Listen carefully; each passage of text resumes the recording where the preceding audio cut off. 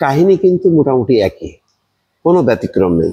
এই যে দেখেন এই ঘটনাটা, বিস্ফোরণের পর ছড়িয়ে পড়ে বিষাক্ত গ্যাস, কারখানার ছাদের দরজা ছিল তালাবদ্ধ।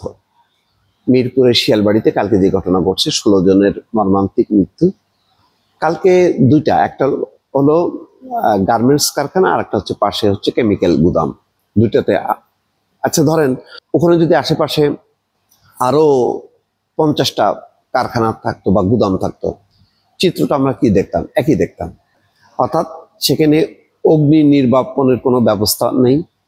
উপরের ছাদের দরজা থাকবে হলো তালা দেয়া, আর ভেতরে থাকবে সব মানুষ কাজ করবে। যদি কোনো দুর্ঘটনা ঘটে, কেউ যে বেরোবে, বিকল্প কোনো সিঁড়ি থাকবে, ছাদের দরজা খোলা থাকবে যে ছাদ দিয়ে তারা বেরোবে, তার উপায় থাকবে না। বিগত সময়ে যত কারখানা আগুন লাগছে, সব চিত্র কিন্তু একই, একটাও ব্যতিক্রম নয়। তার মানে কি? তার মানে হচ্ছে যে ধরেন আজকে আলোচনা, কালকে ঘটনা ঘটছে, কালকে অনেকগুলো মিডিয়াতে এটা নিয়ে আলোচনা হয়েছে, আজকে তো তার একটা ফলো আপ হবে, কাল পরশু থেকে কিন্তু শেষ এই আলোচনা। এই আলোচনা শেষ মানে কি? শুধু আলোচনা শেষ না, কর্তৃপক্ষের দায়িত্বও কিন্তু শেষ। অর্থাৎ যেভাবে আছে, যেভাবে চলছিল সেভাবেই চলবে। একটু হইচই হবে, ওই কেন এলো এর ওরে জরিমানা করা হবে, ওই শেষ পর্যন্ত মালিকদেরকে খোঁজা হবে, তাদেরকে আসামি করা হবে, মামলা করা হবে, কিন্তু কোনো নিয়ন্ত্রণ কর্তৃপক্ষ ধরাছোঁয়ার বাইরে থাকবে। এই কারখানাগুলো আবাসিক এলাকায় এরকম কারখানা থাকতে পারে কিনা, এক। 2 নম্বর হলো থাকলেও তার নিরাপত্তার মনিটরিংটা নিয়মিত হয় কিনা, কোনো জবাবদিহি নেই। কেন মালিকের সেই নিরাপত্তা ব্যবস্থাগুলো নেয় না?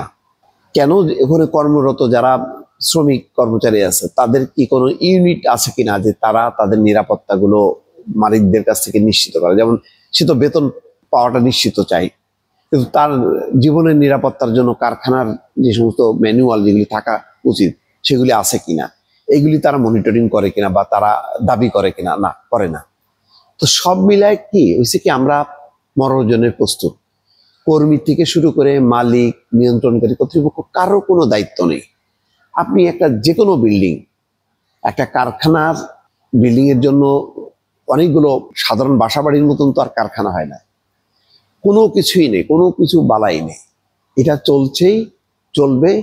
এইটা গত 10-15 বছর ধরে যারা এই বিষয়ে রিপোর্টিং করছে, সবগুলো খবর কিন্তু একই, এবং একই চিত্র, একই ঘটনা বারবার হচ্ছে, এবং এটা হয়তো আর শেষ হবে না দর্শক।